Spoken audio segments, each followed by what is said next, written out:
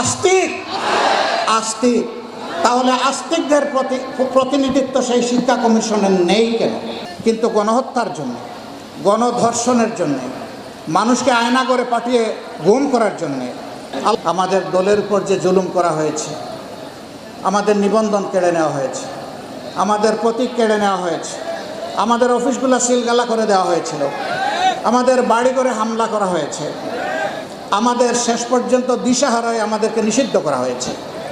মিথ্যা অভিযোগ, মিথ্যা সাক্ষী, সাজানো আদালত, বানানো রায়ের মধ্য দিয়ে তাদেরকে দুনিয়া থেকে বিদায় করে দেওয়া হয়েছে। পুরাটাই আউয়াল থেকে আখের আল্লাহ তাআলার কুদরতের খেলা ছিল।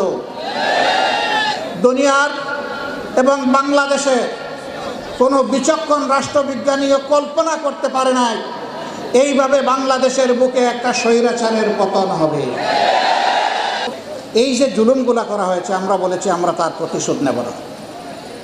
প্রতিশোধ নিতে গেলে ওদের উপরে পরিমাণ আমাদেরকে আঘাত দিতে হবে, তখন আইন আমাদেরকে হাতে তুলে নিতে হবে। সমানে সমান হতে হলে ওদের অস্তিত্বই গুঁড়া হয়ে যাবে। আমরা তা করব না, আমরা আইন হাতে তুলে নিব না। এর জন্য আমরা তাদেরকে ক্ষমা করে দিয়েছি। কিন্তু গণহত্যার জন্য, গণধর্ষণের জন্য, মানুষকে আয়না করে পাঠিয়ে গুম করার জন্যে, হাজার হাজার লক্ষ লক্ষ তরুণ যুবক যুবতীকে গুলি করে তাদের জীবন উলটপালট করে দেওয়ার জন্য বিচার তাদের অবশ্যই হতে হবে। সাংবাদিক বন্ধুরা আমাদেরকে প্রশ্ন করেন, এই আন্দোলনে আপনাদের দলের কতজন শহীদ হয়েছে? আমি তাদেরকে সোজা সাপটা উত্তর দেই, বন্ধু, আমাদের দলের শহীদ হয়েছে কতজন এটা আপনাকে বলবো না। আমরা জানি কিন্তু বলবো না। কেন বলবো না? জিজ্ঞেস করে কেন বলবেন না? বলি যে এই কারণেই বলবো না, শহীদরা কোনো দলের সম্পত্তি হতে পারে না। এরা জাতির সম্পদ, এরা জাতীয় বীর। ওই জায়গাটা আমরা ঠিক রাখতে চাই বলেই কতজন শহীদ হয়েছে সে কথা আমরা বলবো না।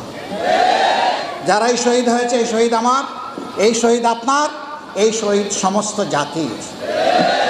সারা জিন্দেগি এই পরিবারগুলোর খেদমত করলে, সেবা করলে, সম্মান করলে আমরাই গর্বিত হব, কিন্তু তাদের ঋণ আমরা পরিশোধ করতে পারবো না। শিক্ষা কমিশন গঠন করা হয়েছে।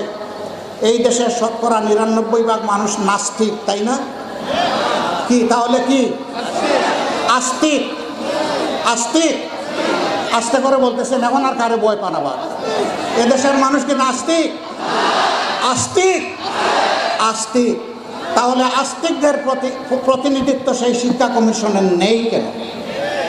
সেখানে কেন চিহ্নিত কিছু লোককে বসানো হয়েছে যারা এদেশের সংখ্যাগরিষ্ঠ মানুষ, সাধারণ মানুষের কোনো চেতনাই বুঝতে পারে না? এদেরকে কেন এখানে দেওয়া হলো? আমরা চাই তাদেরকে এখান থেকে সাফ করে দেওয়া হয়।